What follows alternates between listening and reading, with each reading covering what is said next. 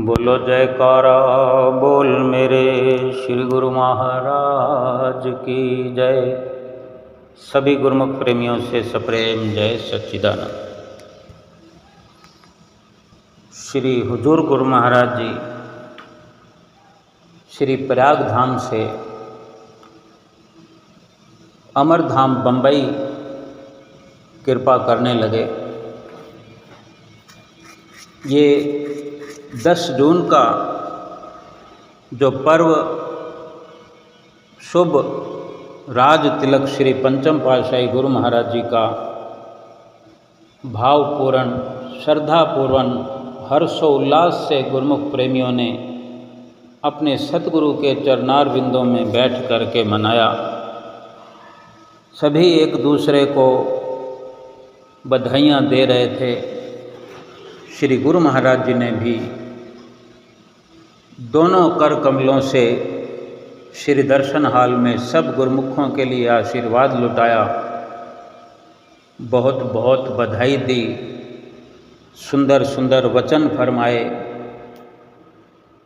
सभी गद गद प्रसन्न होकर के श्री दर्शन हाल से गए। महापुरुषों का संसार में आना ही हम गुरुमुख प्रेमियों के लिए होता है। महापुरुष गुरुमुखों के लिए ही इस धराधाम पर अवतरित होते हैं। जितने दिनों तक भी श्री प्रयाग धाम में गुरुमुख प्रेमियों को अवसर मिला, रोज नित्य नए ऐसे दर्शन, नित्य नई बहारें, नित्य नया सत्संग, नित्य नई लीलाएं गुरुमुख प्रेमियों को सुनने का अवसर मिलता रहा है। और श्री गुरु महाराज जी हमेशा ही वचन फरमाते हैं कि महापुरुषों का आना तो गुरुमुख प्रेमियों के लिए ही होता है, गुरुमुख प्रेमियों की भलाई के लिए होता है। और अपनी आँखों से हम देख रहे हैं, श्री परमहंस दयाल महाराज जी इस धराधाम पर अवतरित हुए, फिर आप दूसरे रूप में प्रकट हुए, तीसरे रूप में, फिर चौथे रूप में, फिर 5वें रूप में, और आज छठी पातशाही गुरु महाराज जी के, हुजूर गुरु महाराज जी के स्वरूप में हम सुंदर दर्शन कर रहे हैं। पंचम पातशाही गुरु महाराज जी का ये सुंदर राज तिलक जो मनाया गया श्री प्रयाग धाम में, ये बम्बई के चैम्बूर अमरधाम आश्रम में फिर से राज तिलक का अवसर मनाया। सुबह को श्री प्रयाग धाम में और शाम को बम्बई के अमरधाम में मनाया गया। गुरुमुख प्रेमी वहाँ इंतज़ार कर रहे थे, सतगुरु की राह में आंखें बिछाए हुए कि कब श्री गुरु महाराज जी आएंगे, कृपा करेंगे। और वहाँ जब शाम होते होते श्री गुरु महाराज जी ने कृपा फरमाई। बाहर के गेट से लेकर दर्शन हाल तक गुरुमुख प्रेमी सतगुरु का दर्शन पाने के लिए लालायित थे। सेवा में लगे हुए गुरुमुख 2, 3, 4 दिन से हर पल यही विचार कर रहे थे कि कब दर्शन होगा, कब हमारी आँखों की प्यास बुझेगी। और जिस प्रकार गुरुमुख प्रेमी अपने प्रीतम का दर्शन पा करके अपने आप को धन्य करते हैं, अपने आप को सुखी बनाते हैं, अपने जीवन में कुशल मंगल का एहसास करते हैं, ये बहुत बड़ी सफलता उनको लगती है कि श्री गुरु महाराज जी के दर्शनों से, उनके वचनों से, उनके नक्शे कदम पर चलने से, उनके सानिध्य में रहकर जीवन बिताने से ही संभव है। जीव की जितने भी कुशलता है वो सतगुरु के शरण संगत में, उनकी पावन संगति का ही ये परम लाभ है कि गुरुमुख इस दुनिया में सुख व चैन से जीवन व्यतीत कर रहे हैं। और पंचम पातशाही गुरु महाराज जी का भी अपने जीवन चरित्र में वर्णन आता है, अनेक वर्णन आते हैं। किस अमरधाम आश्रम को भी जो है अपनी देखरेख में निर्माण करवाया। उनका हर पल हर घड़ी गुरुमुख प्रेमियों को ही समर्पित रही, हर लम्हा गुरुमुख प्रेमियों के लिए ही जीवन में सुख बरसाता रहा। उनके जीवन का एक अहम विशेष वृत्तांत है कि जब आप अपने ही घर में युवा अवस्था में कदम रखने वाले थे, उस वक़्त जब स्कूल में आप पढ़ा करते थे तो स्कूल में जाते वक़्त साइकिल पर जाया करते थे।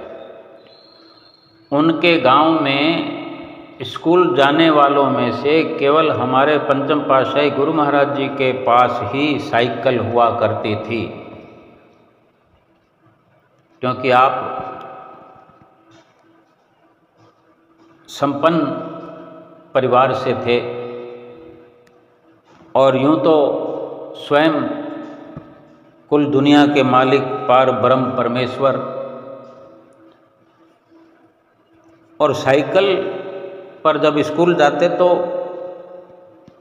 उनके जो सहपाठी दोस्त हुआ करते थे, मित्र हुआ करते थे, अपने मित्रों के लिए श्री गुरु महाराज जी, श्री पंचम पातशाही गुरु महाराज जी साइकिल से उतरकर पैदल चलने लगते और उनके जो बस्ते होते थे, बैग होते थे स्कूल के, वो सभी के आप अपनी साइकिल पर टांग लिया करते थे और साइकिल को पैदल पैदल चलाते हुए स्कूल पहुंचते थे। और इस प्रकार निष्काम भाव से दुनिया में भी कोई ऐसी मित्रता नहीं निभाता, क्योंकि वो हर किसी का दुख हरने के लिए इस दुनिया में आए थे। जब वो स्कूल जाते तो बीच में एक रास्ते में नदी पड़ती थी, उस नदी के किनारे बैठ करके घंटों आध्यात्मिकता की बातें करते थे, सत्संग सुनाते थे, जीवन में किस प्रकार मंगल होता है भक्ति को करने से।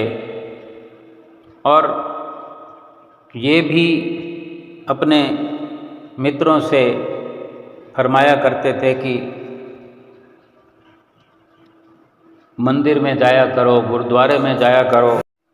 जब आप नदी के किनारे बैठ के अपने मित्रों को रूहानी ज्ञान बांटते थे, वो सब मित्र गोप सखाओं की तरह भगवान श्री कृष्ण के जो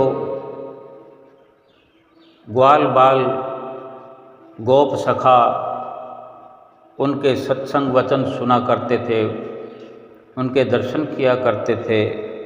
ऐसे ही ये नदी पर एक नज़ारा सा प्रतीत होता उन मित्रों को,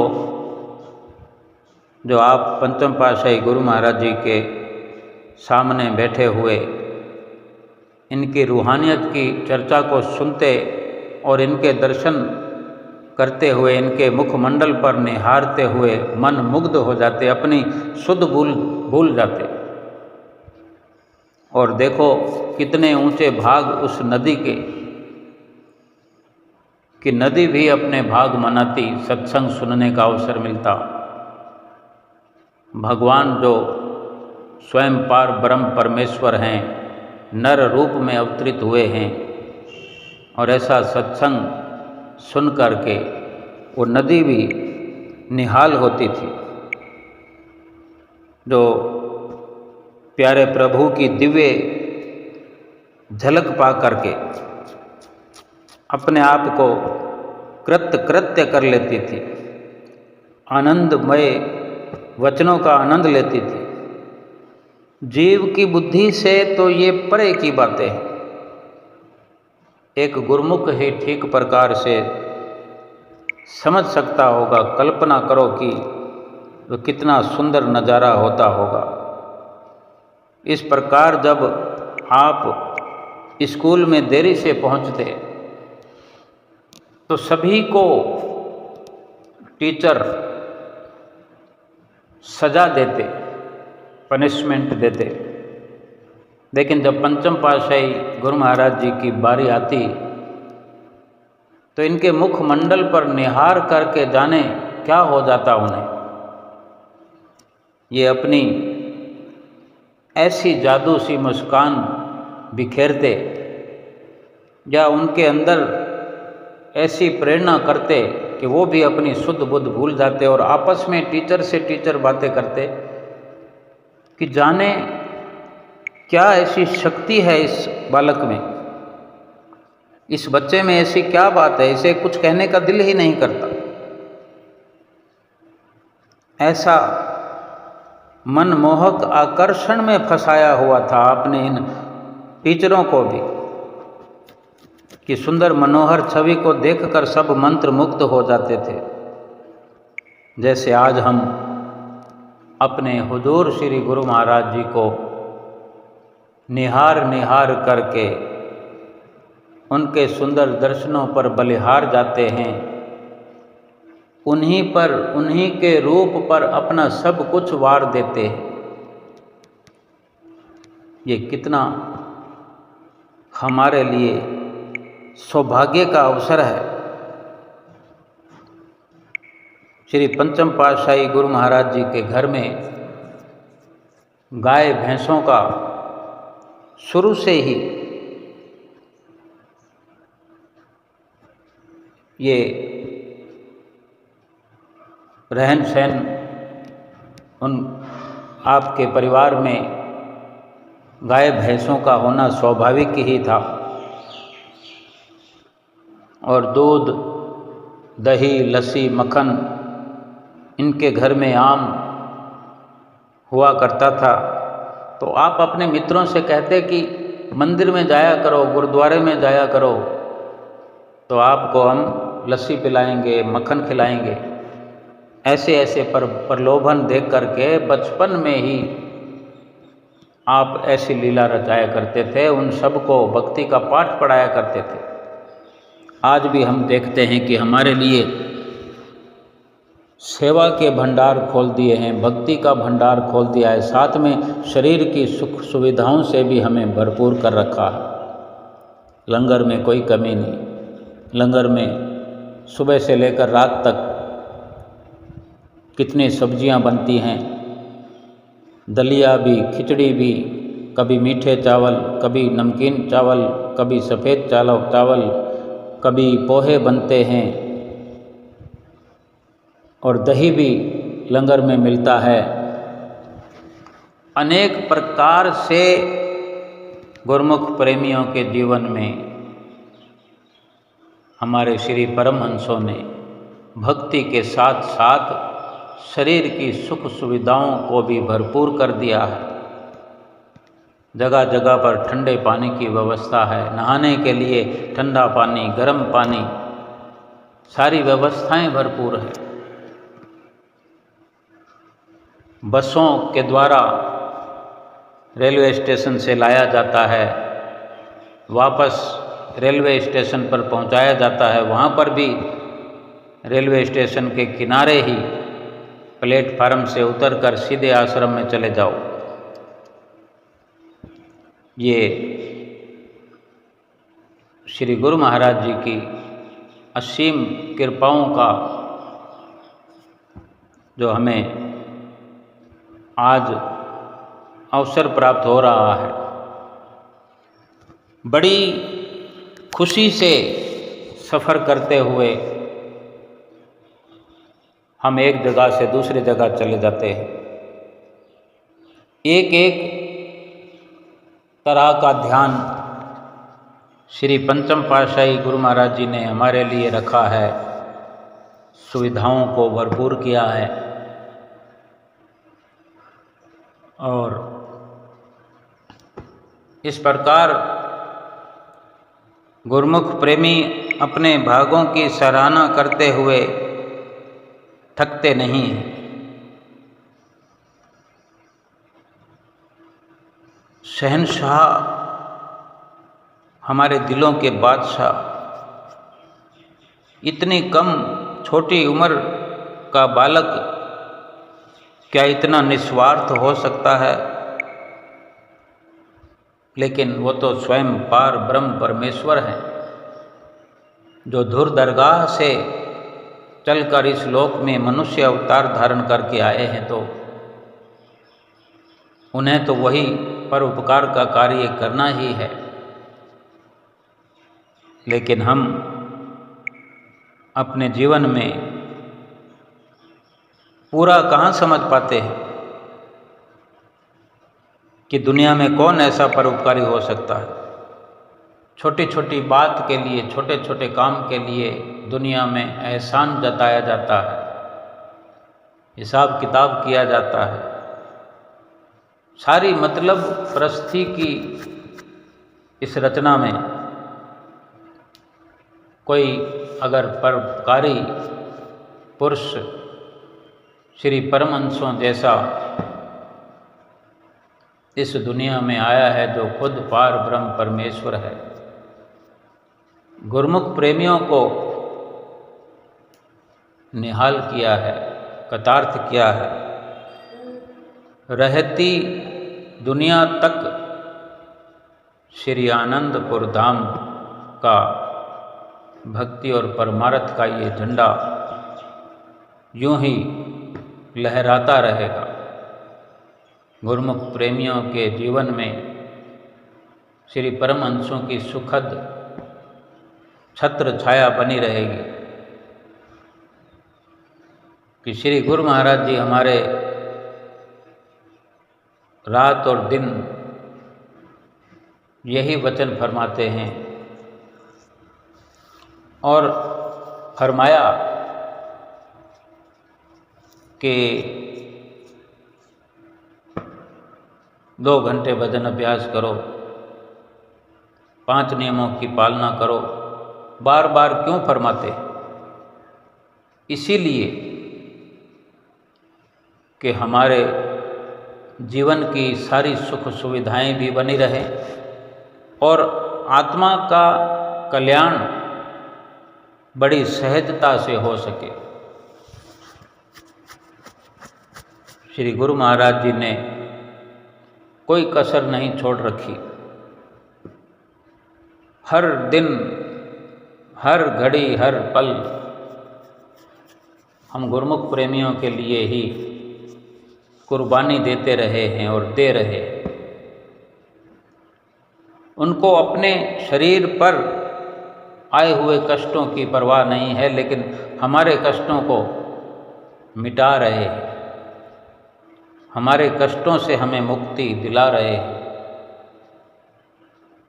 कितनी हम पर कृपा करते हैं, एक नहीं अनेक कृपाएं हैं उनकी हम पर। इस प्रकार जो गुरुमुख प्रेमी दर्शन कर रहे थे श्री दर्शन हाल में, ये सोच रहे थे कि श्री गुरु महाराज जी अब जाने वाले हैं, अब कब दर्शन होंगे। ऊपर से खुश प्रसन्न थे, लेकिन अंदर एक उदासी छाई हुई थी। हर गुरुमुख के अंदर उदासी छा गई थी कि अब इन दर्शनों के बाद तो फिर जब श्री गुरु महाराज जी श्री आनंदपुर से वापस आएंगे तभी दर्शन होंगे, चाहे 2 महीने के बाद आएं, 3 महीने के बाद आएं, या जैसे माघी पर दर्शन होते हैं। लेकिन निश्चित तौर पर गुरुमुख प्रेमी यही मानते हैं अधिकतर कि अब दिसंबर और जनवरी में माघी के पर्व पर ही सतगुरु से मुलाकात होगी, सतगुरु से बात होगी, सतगुरु के दर्शन होंगे। उससे पहले मुश्किल सा दिखने लगता है और इसलिए हर गुरुमुख प्रेमी चाहते हैं कि अभी और दर्शन करें, अभी और दर्शन करें, अभी कुछ दिन और श्री गुरु महाराज जी यहाँ रहें। लेकिन गुरु महाराज जी भी क्या करें कि उनके अनेक अनेक प्रेमी इंतज़ार करने वाले श्री आनंदपुर धाम में भी बैठे हैं। कुछ लोग आने के लिए उतावले हो रहे हैं, कुछ बम्बई अमरधाम में बैठे हैं और कुछ इंदौर में भी इंतज़ार कर रहे हैं, क्योंकि जहाँ तहाँ स्वयं हमारे श्री परमहंसों ने ढूंढ ढूंढ करके गुरुमुख प्रेमियों को धरती के ऊपर भक्ति और परमार्थ की राह पर खड़ा कर दिया है। जो गुरुमुख प्रेमी हर वक्त बाट निहारते रहते हैं। श्री दर्शन हाल में भी इस प्रकार गुरुमुख प्रेमी विचार करते हुए और श्री गुरु महाराज जी ने सबको प्रसन्न किया और जब जाने लगे उठकर तो महात्मा जी ने फिर से 2 शब्द सत्संग के सुनाए, वही 5 नियमों की पालना के बारे में चिताया, 2 घंटे सुमरन जरूरी बताया और इस प्रकार श्री गुरु महाराज जी बहुत बहुत आशीर्वाद देकर सबको अंदर की तरफ चले और तुरंत श्री कार में विराजमान होकर के आए। बाहर गुरुमुख प्रेमियों की लाइन लगी हुई थी और इसी प्रकार जब श्री कार बाहर अंदर से आ रही थी बाहर की ओर, तो गुरुमुख प्रेमी धूप में खड़े हुए काफ़ी देर से इंतज़ार कर रहे थे। लगभग आधा घंटा हो गया हाथों में फूल लिए हुए गुरुमुख प्रेमी क्या भाईजान क्या भक्तानियाँ गेट के अंदर वाली जगह में खड़ी हुई श्री कार का और श्री गुरु महाराज जी के एक झलक के दर्शनों का इंतज़ार करते हुए और बाहर महात्मा जन और भगत जन इंतज़ार करे अपने हाथों में फूल लिए हुए।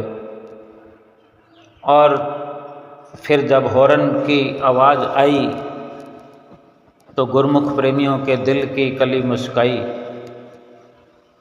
दूर से पहले बाहर खड़े हुए गुरुमुख प्रेमियों ने श्री कार के दर्शन किए और धीरे धीरे अंदर के हवेली के गेट से श्री कार मुड़ करके बाहर की तरफ आते हुए भक्तानियों और भाईजनों को दर्शनों से निहाल करते हुए फिर दूसरे गेट से बाहर श्री कार आते हुए गुरुमुख प्रेमी श्री कार के नज़दीक अपने हाथों में लिए हुए फूल भेंटा करने के लिए आगे बढ़ते रहे।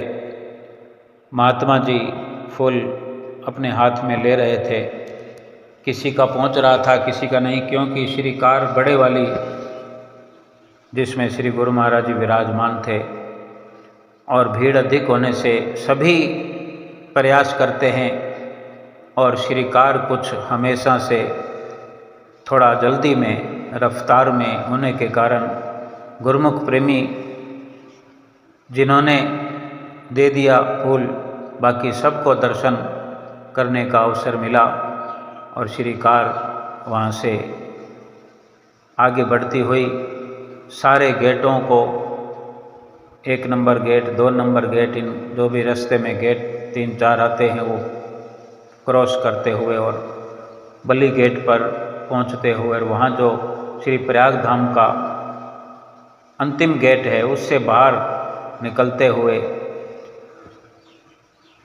पूना के लिए ये सफ़र श्री गुरु महाराज जी का श्री कार के द्वारा जारी था। और पीछे गुरुमुख प्रेमियों का अगर हम विचार करें, जो भी गुरुमुख प्रेमी रह गए, उदासी तो पहले ही छाने लगी थी क्योंकि सूचना पहले ही मिल गई थी। 1 दिन पहले 2 दिन पहले पता चल जाता है और दर्शन हाल में ही गुरुमुख प्रेमी विचलित हो रहे थे अंदर ही अंदर से। और अब जब श्री गुरु महाराज जी यहाँ से प्रस्थान कर गए बम्बई चैम्बूर आश्रम के लिए, तो फिर वो उदासी चेहरों पर भी नज़र आने लगी। सब जगह भागम भाग हुई, कोई उरली जाने के लिए, कोई पूना जाने के लिए, और कोई अपनी टिकट कैंसिल करवा रहा है, दोबारा टिकट कैंसिल करने की जुगत में है कि श्री गुरु महाराज जी के होने की जो खुशी थी उसका एक अलग ही नज़ारा था। अब कण कण में उदासी छाने लगी। और श्री गुरु महाराज जी बम्बई के आश्रम में जब पधारे तो श्री गुरु महाराज जी ने वहाँ के गुरुमुख प्रेमियों को निहाल किया, सबको माला माल किया। सब गुरुमुख प्रेमी जो इतने दिनों से इंतज़ार में थे, उनके इंतज़ार की घड़ियां समाप्त हुई और सभी के दिलों में एक नई अलौकिक खुशी का संचार हो रहा था। ऐसा लग रहा था कि उन्हें कोई खोई हुई निधि प्राप्त हो गई हो, कोई ऐसी अनमोल वस्तु प्राप्त हो गई हो, कोई खजाना प्राप्त हो गया हो जिसका सबको इंतज़ार था। सब गुरुमुख प्रेमी श्रीकार के आगे ही नाचने लगे, कोई जयकारे लगा रहे थे। सुंदर सुंदर दर्शन पा करके अपनी ही मस्ती में सब वहाँ पर झूमते नजर आए। और जब श्री गुरु महाराज जी श्री दर्शन हाल में सिंहासन पर आकर विराजमान हुए और हुक्मनामा सबको फरमाया, तो उस वक़्त का भी एक अपना ही अलौकिक नज़ारा होता है। ये वर्णन में, बयान में ये लम्हे नहीं आते कि कोई वर्णन कर दे कि मुझे कितनी खुशी मिली है। भगवान के चरणों में सोने का अवसर, दंडवत करने का अवसर, भगवान के चरणों में इस प्रकार लेट करके अपनी भूलें, अपने गुनाह बख्शवाने का अवसर भला किसी को मिल जाए कि हम पाप तो करते रहें जन्मों जन्म तक, और उनको बख्शवाने के लिए थोड़ी सी मेहनत में ही ये हमारा दुखों से किनारा हो जाए, तो भला इस लाभ का वर्णन कौन कर सकता है। इन घड़ियों का, इन चंद लम्हों का इस जुबान से वर्णन नहीं किया जा सकता। सभी गुरुमुख प्रेमियों को श्री गुरु महाराज जी ने खुशहाल किया, माला माल किया।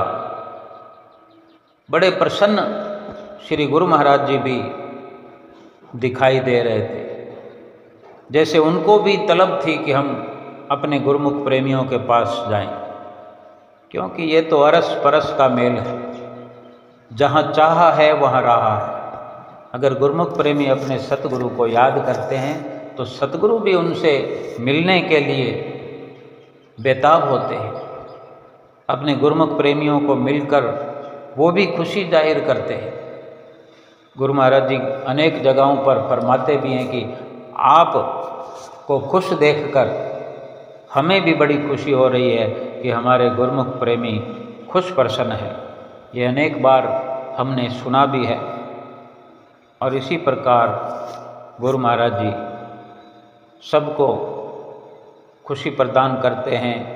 और महात्मा जी भी सत्संग सुना रहे थे, पंचम पातशाही गुरु महाराज जी की लीलाएं सुना रहे थे।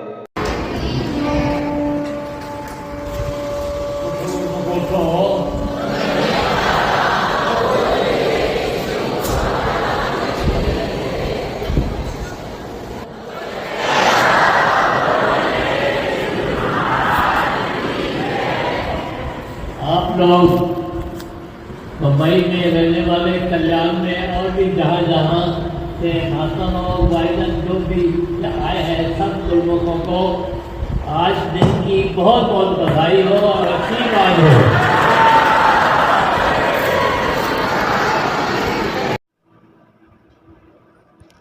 सुंदर वचन, चाहे थोड़ी देर के ही, केवल हुक्मनामा सुनकर ही गुरुमुख प्रेमियों का दिल बांग बांग हो जाता है। और हो गया। अमरधाम वासियों का दंडवत करना, फिर हुक्मनामा प्राप्त करना, और फिर जो श्री गुरु महाराज जी ने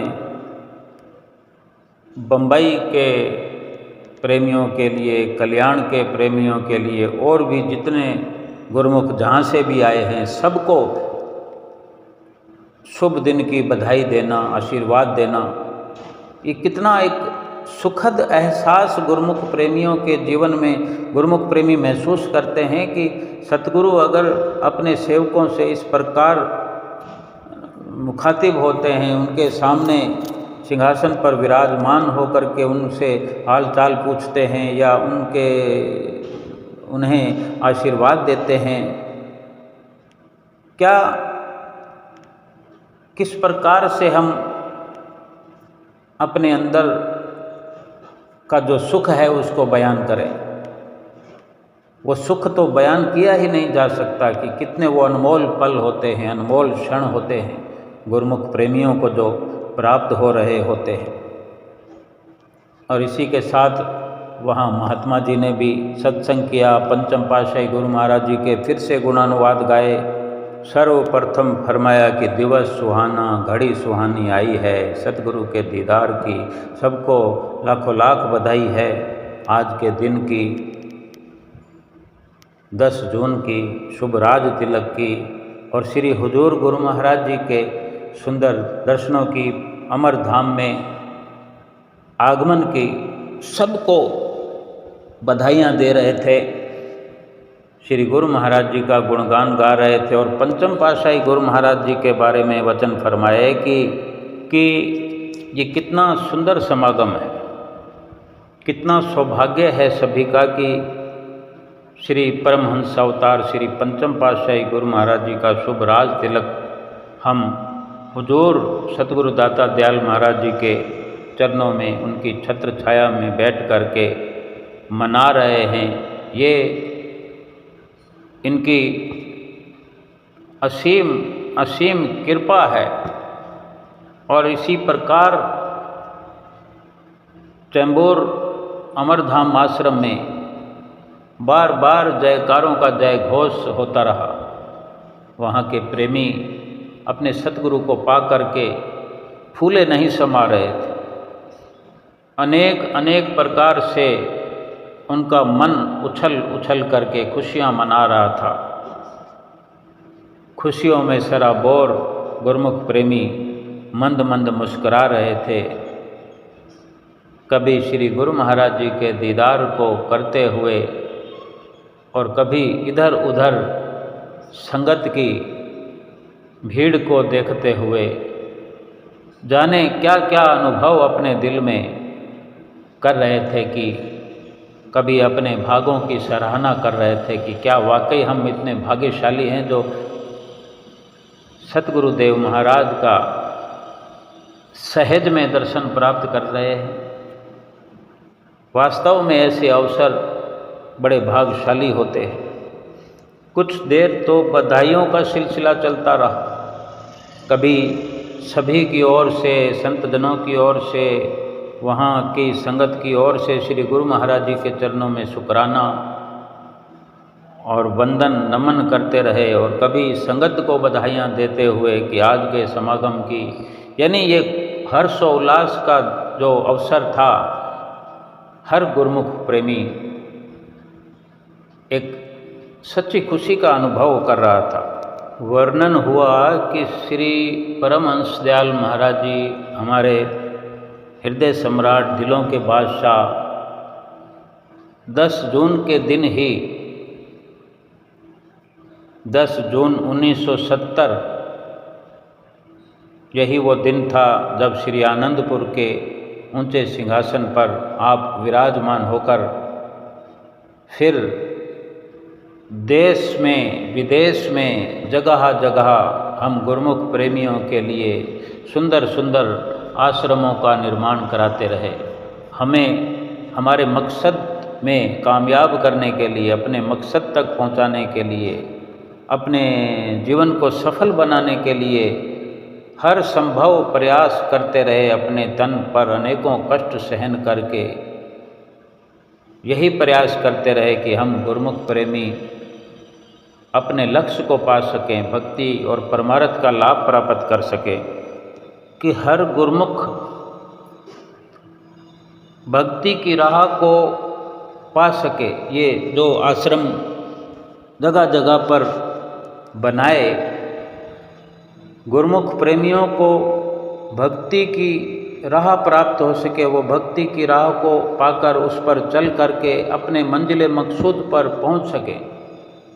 ये आसान से आसान रास्ता हमारे श्री पंचम पातशाही गुरु महाराज जी ने अपने समय में हमारे लिए बनाया, जो आज हम स्वयं समझ सकते हैं कि कितनी आसानी से हम श्री दर्शनों का लाभ प्राप्त कर लेते हैं, सेवा का अवसर प्राप्त कर लेते हैं, कई कई दिन दरबार में रह कर के सुख से सुविधा से रहने का भी अवसर प्राप्त कर लेते हैं। ये सब श्री पंचम पातशाही गुरु महाराज जी की असीम कृपा का फल है।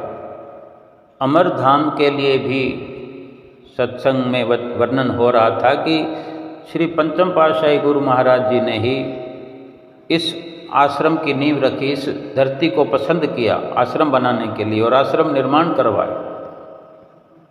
ये बम्बई जो है, ये विश्व विख्यात है कि बम्बई माया नगरी है, और इसी माया की नगरी में भक्ति का केंद्र अमरधाम आश्रम के रूप में बना दिया। माया नगरी बम्बई में भी गुरुमुख प्रेमियों के लिए ये भक्ति का केंद्र बनाया, और भक्ति का लाभ प्राप्त गुरुमुख प्रेमी करते रहे हैं और करते रहेंगे। ये असीम कृपा है महापुरुषों की हम गुरुमुखों पर, प्रेमियों पर। महापुरुष तो ऐसी रचना रचाते हैं, ऐसा सुंदर रास्ता बनाते हैं कि जो गुरुमुख प्रेमी उनके बताए रास्ते पर चल पड़े, उनकी रहनुमाई में चल पड़े, उनकी आज्ञा व मौज को शिरोधार्य करके चलते चले जाएं, तो उनका भक्ति का मार्ग तो सहज होता ही है, सरल होता ही है। भक्ति तो सरलता से प्राप्त करते ही हैं। दुनिया के बाकी कार्य भी बड़ी आसानी से उनके पूरे हो जाते हैं। जीवन की हर दुविधाएं दूर हो जाती हैं, दुख कलेश कष्ट दूर हो जाते हैं, लोक और परलोक सुहेला हो जाता है, और जीव अपने असली मकसद में कामयाब हो जाता है, जीवन को सफल कर लेता है। जिस मकसद के लिए ये मनुष्य जीवन मिला हुआ है, वो मकसद पूरा कर लेता है। एक वृत्तांत सुनाया कि एक बार श्री गुरु महाराज जी के चरणों में प्रेमी आया और वो विनती कर रहा था, अपने दिल के भाव सुना रहा था कि स्वामी जी, कभी तो हमें नज़दीक से दर्शन होते हैं, कभी दूर से दर्शन होते हैं, कभी थोड़े समय के लिए होते हैं, लेकिन हमारी ये हार्दिक प्रार्थना है, हार्दिक इच्छा है कि हमें सतगुरु की प्रसन्नता मिलती रहे, सतगुरु हम पर सदा प्रसन्न रहे। लेकिन हमें ये कैसे पता चलेगा कि हमारे सतगुरुदेव महाराज जी हम पर प्रसन्न हैं? तब श्री गुरु महाराज जी ने वचन फरमाए कि जिस भी गुरुमुख को, जिस भी जीव को, इंसान को श्री आनंदपुर दरबार की सेवा मिल रही है, जिसको भी श्री दरबार के ये भक्ति के साधन मिल गए हैं, मिल रहे हैं, और वो उस पर चल रहा है, तो उन सब पर हमारी पूरी पूरी प्रसन्नता उन्हें प्राप्त हो रही है। जैसे वर्णन भी आया है कि सेवा श्री दरबार की खुश नसीब ही पाते हैं, नेक नाम भी होता है, जीवन सफल कर जाते हैं। श्री दरबार की सेवा यूं ही नहीं मिलती, करोड़ों जन्मों के पुण्य एकत्र होते हैं, सुख देने को आते हैं, फल देने को आते हैं, तभी श्री दरबार की सेवा मिलती है। और ये अवसर पाकर के जो दिलो जान से, श्रद्धा से, भाव से सेवा करता है तो वो बड़ा भाग्यशाली है। भाग्यशाली तो है ही, लेकिन वो सेवा करके श्रद्धा से, भाव से अपने भागों को और भी भाग्यशाली अपने आप को पहले से अधिक बना रहा है। सद्गुरु की उसको प्रसन्नता प्राप्त हो रही है। फिर से वहाँ अमरधाम बम्बई में भी श्री प्रयाग धाम में सुबह 11 बजे खुले हुए दर्शनों में जो श्री प्रभु ने वचन फरमाए, उनका फिर से वर्णन वहाँ हो रहा था कि श्री गुरु महाराज जी ने वचन फरमाए कि ये जितनी भी रचना है, जहाँ जहाँ भी आश्रम बने हुए हैं, सब गुरुमुख प्रेमियों के लिए ही ये अवसर है भक्ति करने का। जो गुरुमुख प्रेमी लाभ उठाना चाहते हैं वो अपने सुविधा के अनुसार लाभ उठा सकते हैं। ये भी वचन फिर से याद दिलाए जो श्री प्रयाग धाम में गुरु महाराज जी ने फरमाए कि सेवा करत होत निहकामी, तिसको प्राप्त होत स्वामी।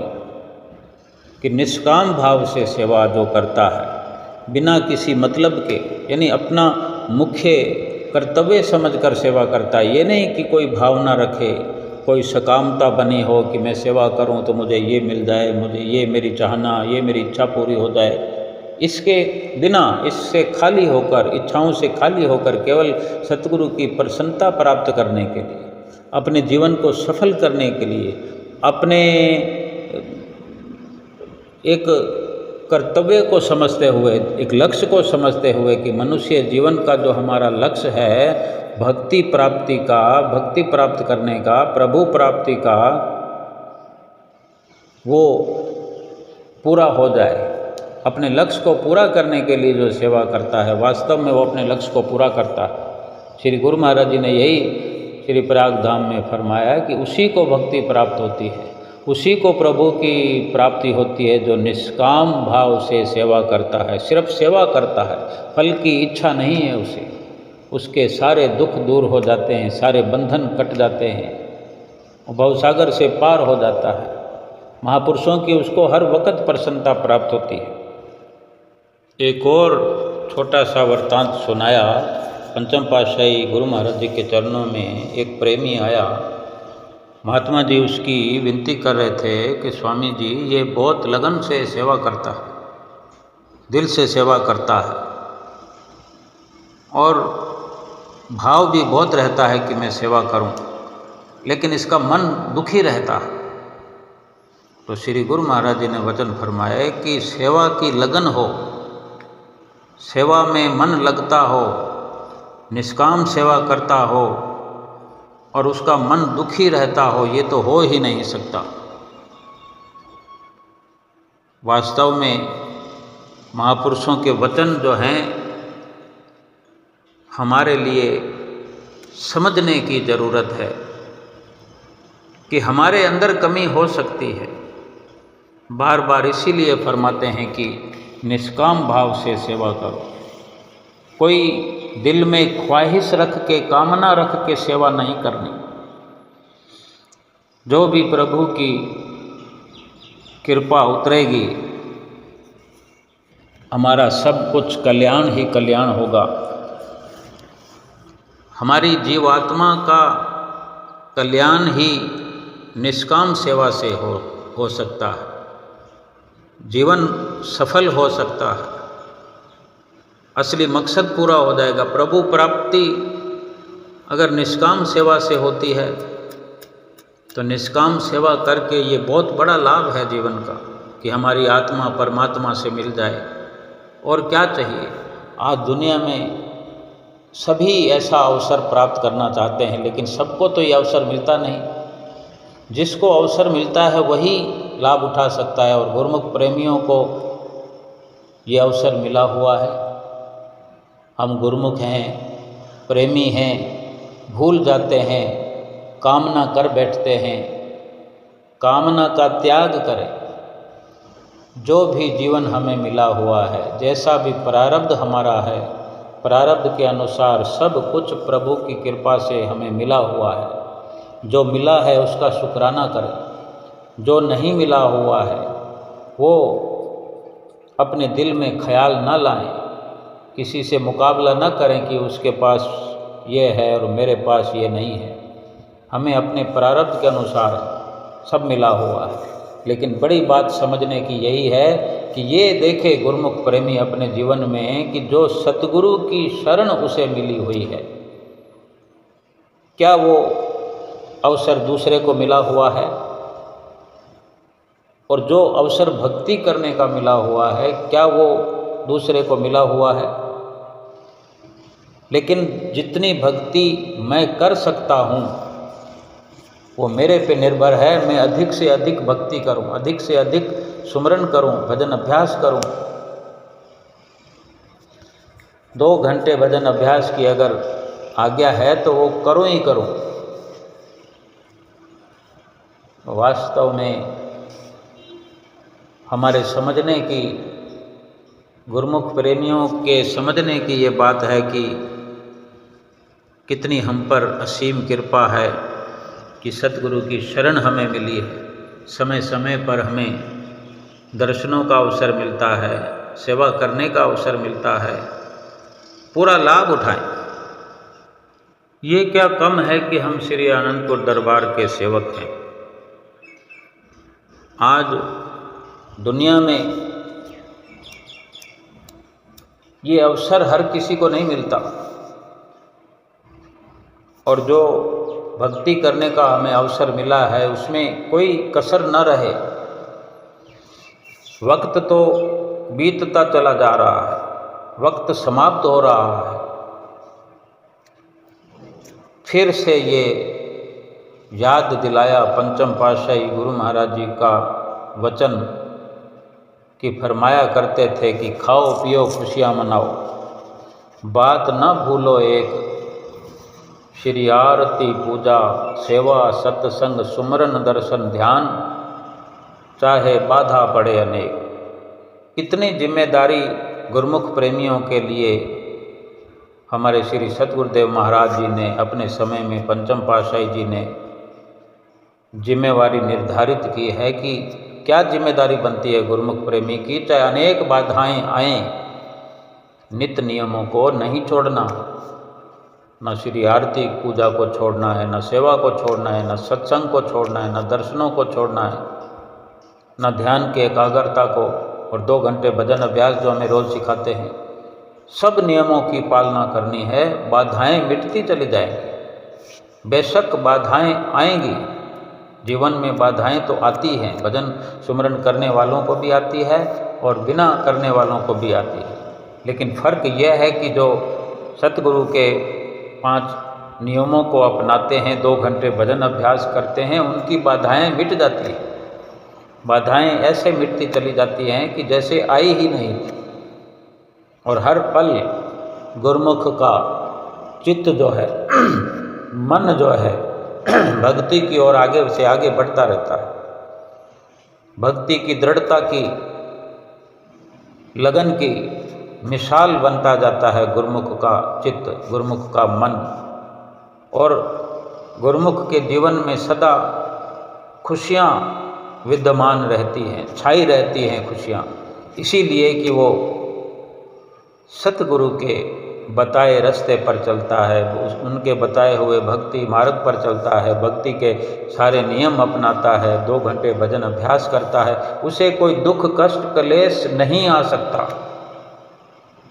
जो गुरुमुख प्रेमी विश्वास रखते हैं, सतगुरु से प्यार करते हैं, सतगुरु से जिनका नेह लगा हुआ है, जो सतगुरु को ही अपना सब कुछ समझते हैं, जिनको सतगुरु का ही सहारा है, तो सतगुरु भी उनको हर मुसीबत से निकाल देते हैं और भव से पार ले जाते हैं।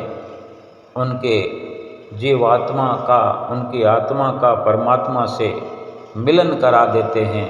और ये लोग भी, परलोक भी उनका सुहेला कर देते हैं। और यही जीवन की सार्थकता है, यही जीवन की सफलता है। जिसका जीवन सफल हो गया, सारे काम शुद्ध हो गए, उसके सारे काम पूरे हो गए, जीवन मरण से छुट्टी हो गई। ना फिर इस जीवन में आना है, ना जन्मना है, ना मरना है, ना दुख पाना है, ना सुख पाना है। दुख से और सुख से, जन्म से और मरण से सदा सदा के लिए छुट्टी हो गई, सदा सदा के लिए आज़ादी मिल गई, सारे बंधनों से मुक्ति मिल गई। इस जीवन के हम अपने जीवन में देख रहे हैं कितने छोटे बड़े दुख कोई न कोई आते रहते हैं, आते रहते हैं। इन सभी प्रकार के दुखों से सदा सदा के लिए छुटकारा पाकर ये जीव आत्मा परमात्मा के साथ मिल जाती है। बोलो जयकारा बोल मेरे श्री गुरु महाराज की जय।